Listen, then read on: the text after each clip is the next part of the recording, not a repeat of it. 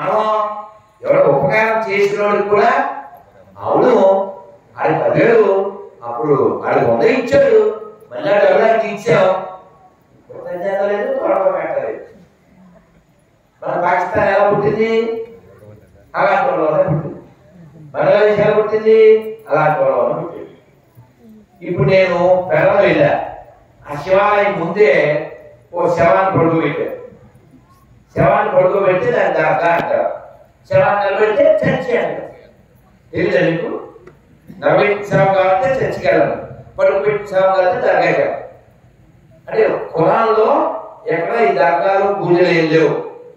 చాలా బాధాకర విషయం ఏంటంటే ఆ శివాలయంలో బయలుదేరి ఈ ఊరు వస్తున్నాను, ఆ సుబ్రహ్మణ్య స్వామి గుడి మసీద్ చేశారు. సుబ్రహ్మణ్య స్వామి గుడి మొగల్తూరు రాజులు 17.5 ఎకరాలు ఇచ్చారు. భూములు మింగేశారు, గుడి కూడా మింగేశారు. కానీ మన సిగ్గులేని యాదవ్లో, సారీ తెలుగులో చెప్పాను, ఎక్కడ కొనాలో తెలియదు, ఎక్కడ తినాలో తెలియదు.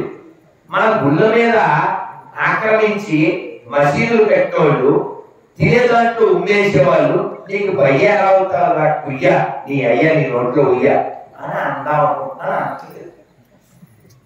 ఆల్రెడీ అనేసే మీకు ఇంటిలో ఉండాలని చెప్పడానికి ఇంత కటువుగా చెప్పారు. ఎవరైనా మన సొంత మావయ్యో బాబయ్యో సొంత నాన్నో ఓ మాట అంటే పాడమ్మా, అక్క అంటే పాడం, అమ్మాయి అంటే పాడం, నాన్న అంటే పాడం. మరి మీ దేవుడు సాతాను, మీ దేవుడు రాయి అనేటువంటి వాళ్ళ దగ్గర ఎలా పడుతున్నావు, ఎలా తింటున్నావు? కొంచెమైనా సిగ్గుందా మనకి? మనం ఏమంటాం? మన నాన్నగారు అనుకున్నారా తెలుసు కదా, ఆయన కూడా మనం చెప్పారు. ఒక హిందువు మసీద్కైనా మొక్కుతాడు, చర్చికైనా మొక్కుతాడు. మరి మసీద్కి వెళ్ళే వాళ్ళు, చర్చికి వెళ్ళే వాళ్ళు రాముడు మొక్కుతారు. అయింది ఎందుగా ఈ రంజా అయిపోయింది ఉందా? ఉందా? ఈ రంజానికి ఇఫ్తార్ విందులు ఇస్తారా? ఇంటోటి పెట్టుకుంటారా? మన రేవంత్ రెడ్డి కావచ్చు, మన రెడ్డి కావచ్చు, ఎవరైనా టోపీ పెట్టుకుంటారా?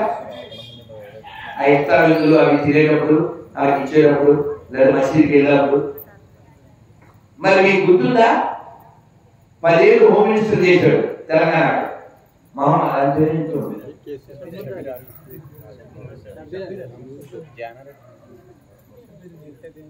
5 ఏళ్ళు చేశాడు. ఫస్ట్ టర్మ్ నాయన్ నరసింహారెడ్డి చేశాడు, రెండో టర్మ్ ఆయన ఏదో పేరు సారీ మహమ్మద్ ఏదో పేరు అక్బరుద్దీన్ ఓవైసీ. నేను మంచి జోక్ చెప్పాను. ఆయన హోమ్ మినిస్టర్ గా చేసిన ఆయన